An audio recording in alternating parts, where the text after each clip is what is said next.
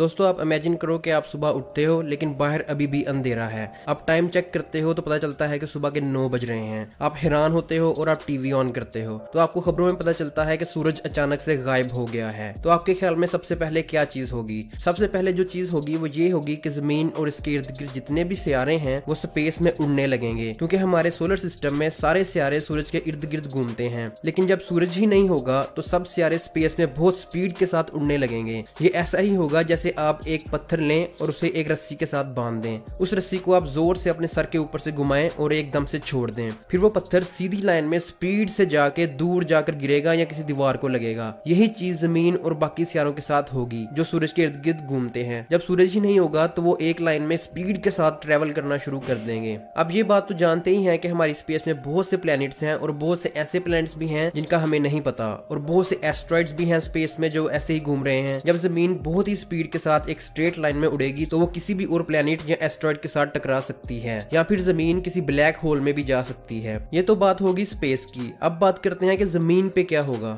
सूरज के गायब होने के ठीक 8 मिनट और 30 सेकंड बाद पूरी जमीन पे अंधेरा तारी हो जाएगा, क्योंकि सूरज की रोशनी को 8 मिनट और 30 सेकंड लगते हैं जमीन तक पहुंचने में। अंधेरा तारी होने के बाद हमें सारे सितारे नजर आना शुरू हो जाएंगे। तकरीबन एक ही घंटे में पूरी दुनिया में पैनिक फैल जाएगा और लोगों में शिद्दत डर पैदा हो जाएगा। ये वो सिचुएशन होगी जो लोगों ने पहले कभी नहीं देखी होगी और ये किसी के भी कंट्रोल में नहीं होगी और इसका हल भी किसी के पास नहीं होगा। आहिस्ता आहिस्ता बिजली भी बंद होना शुरू हो जाएगी और आहिस्ता आहिस्ता टेम्परेचर भी गिरता जाएगा और जमीन ठंडी से ठंडी होती जाएगी। 24 घंटे गुजरने के बाद पूरी दुनिया में केओस का आलम होगा। इंसान को समझ ही नहीं आ रहा होगा कि आखिर हुआ क्या है। टेम्परेचर 5 से 7 डिग्री सेल्सियस के दरमियान पहुंच जाएगा। बहुत से छोटे जानदार जिन्हें बायोलॉजी में माइक्रो ऑर्गेनिज्म कहा जाता है वो मरना शुरू हो जाएंगे, क्योंकि इन्हें जिंदा रहने के लिए सूरज की रोशनी की जरूरत होती है। इनके अलावा बहुत से पौधे भी मरना शुरू हो जाएंगे। सूरज की रोशनी ना होने की वजह से ऑक्सीजन भी बहुत कम पैदा होना शुरू हो जाएगी। समंदर का पानी और ज्यादा ठंडा पड़ना शुरू हो जाएगा और समुद्री जानवर भी इंसानों की तरह आहिस्ता आहिस्ता नापैद होना शुरू हो जाएंगे। ठीक 1 साल बाद जमीन और समंदर के ऊपर बहुत ही मोटी बर्फ की तह जम जाएगी और जमीन का टेम्परेचर -40 डिग्री सेल्सियस तक पहुंच जाएगा। समंदर के अंदर कुछ जानदार अभी भी जिंदा होंगे। जमीन के कुछ एरियाज में जैसा कि आइसलैंड है वहाँ भी कुछ इंसान जिंदा हो सकते हैं। जमीन हर साल ज्यादा से ज्यादा ठंडी पड़ती जाएगी और कुछ ही सालों तक जमीन का टेम्परेचर -160 डिग्री सेल्सियस तक पहुंच जाएगा। तो ये एक थ्योरी थी कि सूरज अगर अचानक से गायब हो जाए तो क्या होगा, लेकिन ये हकीकत है कि कुछ अरब सालों तक सूरज बहुत ज्यादा सुर्ख हो जाएगा और ये जमीन और इसके साथ साथ जितने भी प्लैनेट्स हैं उन सबको अपनी लपेट में ले लेगा। तो दोस्तों अगर ये आपको वीडियो पसंद आई तो इसे लाइक करें, हमारे चैनल को सब्सक्राइब करें और बेल आइकॉन को भी ऑन कर लें ताकि आपको हमारी लेटेस्ट अपडेट्स मिलती रहें। मिलते हैं अगली बार।